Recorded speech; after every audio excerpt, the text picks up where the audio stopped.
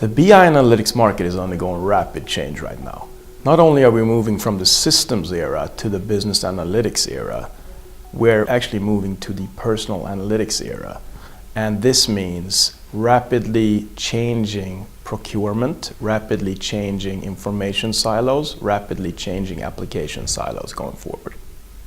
The personal analytics era will be defined by three major things.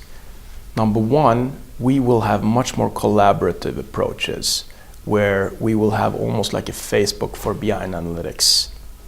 Number two, it will be much more conversational in its style, so you will be able to interact with information just like you're having a conversation.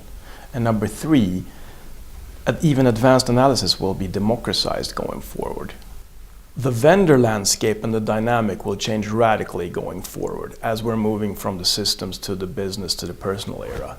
Number one, stack-centric buying behavior is buried for good. Number two, we'll see a whole new breadth of vendors coming into the space, not just software vendors, but also services providers and content providers battling to get our attention. And number three, we'll see many more startups focusing on the personal needs that we have for mobile phones, for social interactions, and for quantified self. These changes in the personal analytics era will mean drastic changes in terms of pricing and how you actually offer up the products.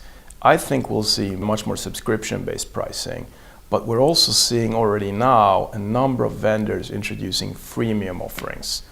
Cloud is going to be big. We see that 50% of people we survey are interested in cloud analytics. We also see that a quarter of net new buying will be cloud-driven by 2017. On the supply side, we've seen a ton of activity from vendors where everyone is trying to be the Salesforce of analytics or the Workday of analytics. Turns out Salesforce has also entered this space, and that's going to drive even more cloud adoption. We'll see a shift in gravity. Buying gravity, sourcing gravity, but also data gravity, which means that where the data sits is where the ecosystems will form and where the money will be.